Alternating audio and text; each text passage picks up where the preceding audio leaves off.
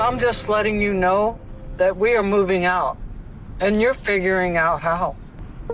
Or I'm moving out. You were mad that you were never a part of the family, and mom finally accepts you and you want to move on? Are you crazy? Like, moving out of the house is not an option, baby. I can't be miserable all day long, every day. Is divorce in the cards? Yeah, I am at my breaking point.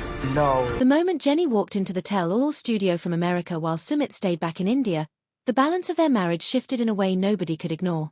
Because for the first time in years, she was no longer the one waiting, explaining or adjusting. She was standing on her own ground, breathing her own air and making her own choices. And that single image made one question unavoidable. Was this another argument, or was this the quiet beginning of the end? People expected tension. People expected tears, but what they did not expect was how calm she looked. Because calm usually comes after a decision has already been made. Really? Really? Yeah. Really? Something happened off camera that pushed her from patience into action. And whatever it was, it carried enough weight to make her leave a country, a home, and possibly a marriage. Sumit always believed stability came from staying close to his family. But in that moment, it became clear that Jenny believed survival came from getting away. And those two ideas cannot exist in the same space for long. One of them had to win. Snorts. The real shock was not her location. It was the power shift that followed her there. Because distance stripped Sumit of control and handed Jenny a voice that no one could interrupt. We were living away from the family for a reason, because they didn't accepted us as a couple. Now we are, and right now I need my family need. And once she chose distance over duty, the marriage stopped being about love and started being about who still had something to lose. Snorts. So why did she leave when she had stayed through worse, through lies, through rejection, through years of waiting for promises to turn real? And why now, when everyone thought they had finally reached stability, did Sumit push too far without noticing? Or did Jenny finally realize that staying silent was costing her more than walking away ever could? When she said she was at her breaking point, it did not sound like a threat. It sounded like a conclusion. And conclusions do not ask for permission. Think of how our life was before. You can't do any of the things that we were doing before. We can't even have sex in this house. This just sucks. This was no longer about a house or a family argument. It was about whether a woman who had given everything still had the right to take herself back. If this was not the end, then it was the closest they had ever come to it. Can't sit down and watch TV in my underwear if I want to. What if I don't want to wear a bra? What if just want to wear shorts? And before anyone decides whether this marriage is breaking today, you have to remember how it was built. Because Jenny and Sumit never started on stable ground. They started on secrets, half-truths, and hope stitched together by patience. Snorts. This was the relationship that began with a catfish where Sumit hid his identity. And Jenny believed she was talking to someone else. And already that should tell you how much trust they were willing to bend in order to stay connected. Then came the reveal. Then came the secret marriage. Then came the moment Jenny learned she was not only the outsider in India but the outsider in her own relationship, because Sumit had a whole legal life she never knew existed. And still she stayed. She stayed through public embarrassment, through family rejection, through the shock of learning she was never the only woman in his story. And every time she stayed, the price of leaving became higher. Jenny did not stay because it was easy. She stayed because walking away meant admitting years of sacrifice had no guarantee. Sumit did choose Jenny, but he chose her in pieces. Never in full. Never in a way that cost him everything at once. Because every big promise was followed by a delay, a compromise, or a reminder that his family still stood between them. He wanted love, but he also wanted approval. And he wanted both without losing either. Which meant Jenny carried the weight of waiting while he carried the comfort of indecision. His parents rejected her openly. His culture stood against their age gap, and even after marriage, their approval came with conditions that never stopped changing. So the question becomes simple and uncomfortable. Why did Jenny stay so long when every chapter asked her to prove her worth again? And why did Sumit never draw a line that said, "This is my wife and this is my life"? No negotiation. When love requires you to keep proving your place, it stops feeling like love. Starts feeling like a test you can never pass. Jenny waited because leaving meant accepting loss, and soon it delayed because choosing fully meant facing consequences, and together they built a marriage where survival mattered more than clarity. Each time a truth arrived late, it cost her stability. And each time he postponed a decision, it protected his comfort. This is why their story never moved forward cleanly, because one of them kept investing emotionally while the other kept balancing loyalty like a scale that never tipped completely. And now the same question that haunted the beginning of their relationship still hangs over the present. Was Jenny patient because she believed in love or because she was hoping Sumit would become someone different, and was Sumit in love or was he simply afraid to stand alone? When Jenny moved into Sumit's family home, the marriage stopped feeling like a partnership and started feeling like a permission slip because every small part of her daily life suddenly belonged to someone else's rules, someone else's comfort, and someone else's idea of respect. The space where a couple usually builds privacy, routines, and emotional safety disappeared overnight. And in its place came supervision, judgment, and a quiet reminder that this was never truly her house. Privacy faded first because even simple things like relaxing clothes, body comfort, or quiet time together became subject to approval. And when privacy goes, identity follows right behind. Jenny no longer only a wife or a partner. She became a guest who stayed too long.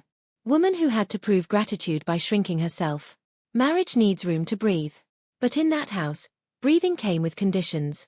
When a home removes privacy, choice, and comfort, love stops feeling safe and starts feeling borrowed. The loss was not dramatic in one moment. It was slow and constant. Because each compromise made the next one easier to demand, and each silence made her needs easier to dismiss. A couple needs a space where mistakes stay private and affection stays free. But inside that home, even intimacy turned into something scheduled around approval and observation. That shifts power without anyone saying it out loud because the partner who belongs to the house holds authority and the partner who moved in holds gratitude. Instead of rights. Sumit grew up inside that system. So it felt normal to him. But normal does not mean fair and comfort does not mean harmless. For Jenny, this was not cultural learning. This was identity loss. Because her daily life stopped reflecting who she was and started reflecting what others expected. When one partner owns the space and the other owns adjustment, balance disappears even if love stays present.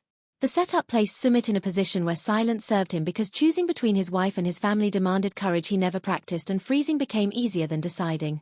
He had agreed to the move for money reasons and family pressure.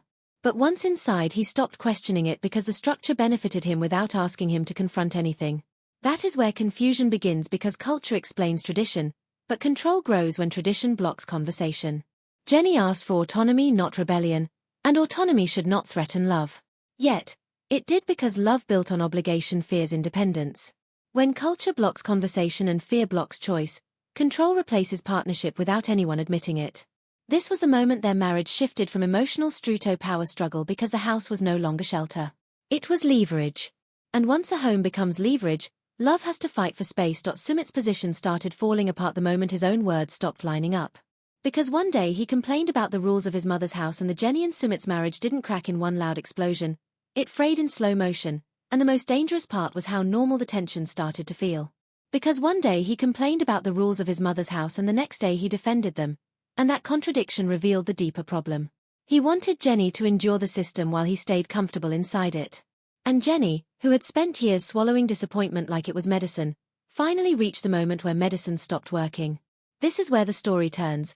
Because what looks like another argument on camera can actually be the first clear sign that someone has already made a decision in their heart. And the thing about decisions like that is they don't come with drama at first. They come with calm. They come with quiet. They come with a woman who stops begging to be heard and starts choosing where her life will go next. For years, Sumit kept telling Jenny they were almost there. Almost accepted. Almost stable. Almost free. Almost living their own life. But almost is a word that can steal years from you. Jenny gave him years. She gave him patience. She gave him loyalty even when the facts didn't deserve it.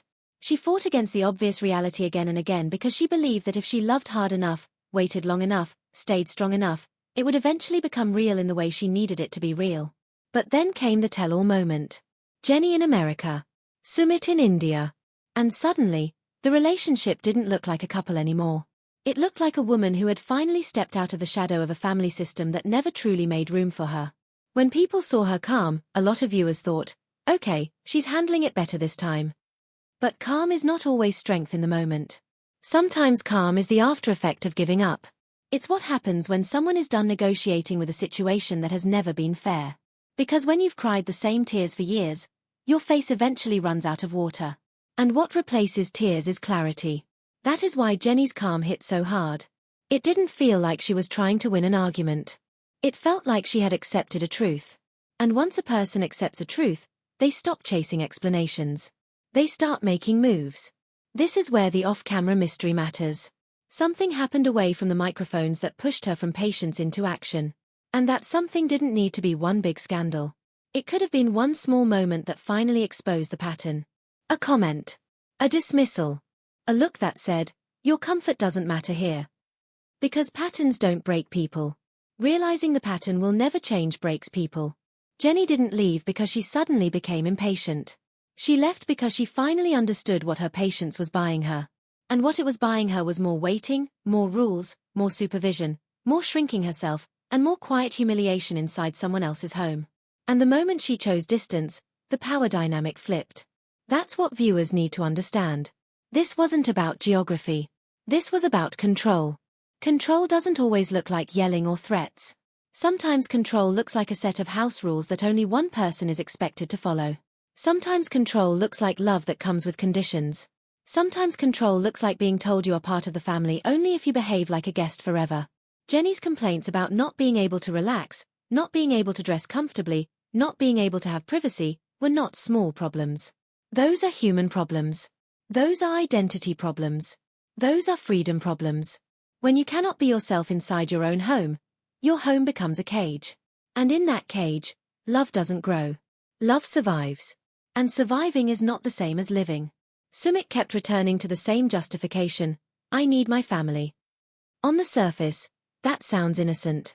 It sounds cultural. It sounds emotional. But here's the uncomfortable truth. Needing your family should not require erasing your partner. Loving your parent should not mean your wife has to lose her autonomy. The issue was never that Sumit loved his family. The issue was that he used his family as the reason Jenny's needs could be postponed forever. Every time Jenny asked for a boundary, it became a cultural debate. Every time she asked for privacy, it became a respect debate. Every time she asked for basic comfort, it became a sacrifice debate. And when everything you need gets turned into a debate, you eventually stop asking. Because you realize the debate is not meant to be solved. It's meant to wear you down until you surrender. Jenny's breaking point didn't sound like a dramatic threat because she wasn't trying to scare Sumit into changing. She sounded like someone who already knew he wouldn't. That is why she said it like a conclusion. And conclusions don't ask for permission. Now let's talk about why this moment feels different from all the other worse things she stayed through. Jenny stayed through secrets. She stayed through humiliation. She stayed through rejection. She stayed through the pain of realizing she wasn't fully chosen. So why would house rules and family pressure finally push her out? Because this wasn't just pressure anymore. This was the day-to-day reality of a marriage that had become smaller instead of stronger. Before the family home, Jenny and Sumit could still pretend they were building a private life. Even when the outside world judged them, they had each other inside their own space. But the moment they moved into the family home, their relationship stopped being the center. It became a side story inside someone else's house. Their intimacy had to fit a schedule. Their comfort had to fit approval. Their argument had an audience even when nobody was in the room because the walls belonged to someone else. That kind of living slowly kills romance. It kills partnership. It turns a spouse into a dependent. And once a spouse becomes a dependent, the balance of respect changes. Jenny wasn't just struggling with Sumit. She was struggling with a whole system that rewarded him for staying passive. In that system, he didn't have to choose. He could just delay. He could say soon. He could promise later. He could act like the peacemaker while Jenny looked like the difficult one for wanting basic freedom. And that's the trick of these situations. The person asking for autonomy gets painted as selfish, while the person refusing to make a decision gets painted as loyal. Sumit has always been able to hide behind the image of a son doing his duty. But marriage duty exists too. And you cannot build a marriage on duty to everyone else while duty to your partner stays optional. Jenny reached the point where she realized she was not competing with his family for love. She was competing with his fear. Fear of conflict. Fear of being disliked. Fear of standing alone. Fear of consequences. And fear is a powerful thing because it makes people protect the easiest path. For Sumit, the easiest path was keeping his family close and asking Jenny to adapt. For Jenny, adaptation had become a never-ending job with no paycheck, no appreciation, and no finish line. And when the job never ends, people quit. The viewers who say, but his culture is important, aren't wrong. Culture matters. Family matters. But culture should not be used as a cover for control. There's a difference between respecting tradition and using tradition to silence your partner. And when Jenny talked about not being able to sit comfortably, not being able to dress normally, not being able to be intimate. She wasn't demanding rebellion. She was demanding a married life. She was demanding a home where she could exist without permission. And if a marriage cannot give you that, then what is it giving you? This is why the power shift in America looked so intense. In India, Jenny was constantly interrupted by the structure around her. In America, she had space. And space changes everything. Space allows you to think without noise. Space allows you to feel your own emotions without someone correcting you. Space allows you to hear yourself again. And once Jenny could hear herself, she couldn't hear the truth. The truth was that she had been doing most of the emotional labor for years. She had been waiting while Sumit balanced. She had been adapting while he avoided. She had been sacrificing while he negotiated. And the more she did, the more normal it became. Until it wasn't normal anymore. That's the moment we are in now. The moment where Jenny looks calm, and calm becomes the loudest warning sign. Because anger still believes change is possible. Calm often means change has already been chosen. Now here's the part that fans keep debating. Did Sumit push too far without noticing? Or did Jenny finally realize that her silence was costing her more than leaving ever could? The answer might be both. Because people like Sumit don't always mean to hurt. But intention doesn't erase impact. He could love Jenny and still fail her. He could care and still choose comfort. He could feel guilty and still do nothing. And Jenny could understand his culture and still refuse to disappear inside it. At some point, love has to become action. Love has to become a boundary. Love has to become a choice that costs you something. And Sumit has always struggled to pay the full price of choosing Jenny. He pays in small coins. A promise here. A speech there. A moment of defense when cameras are rolling. But the real cost would be a life built away from family control, with clear boundaries, clear priorities, and clear loyalty. And that has never been his strongest skill. So what happens next? If this is not the end, it's the closest they have ever come to it. Because now Jenny has something she didn't have before. Leverage. She has distance. She has a voice no one can interrupt. And she has proof, on screen, that she can step away. That changes how people negotiate. When someone finally shows you they can leave, you stop assuming they will tolerate everything. And that scares the person who benefits from your tolerance. That is why Sumit looked shaken. Not just because of the argument. Because of what the argument revealed. It revealed that Jenny is no longer afraid of losing what she has. She's more afraid of losing herself. And when a woman reaches that point, the marriage has to change or it has to end. There is no third option.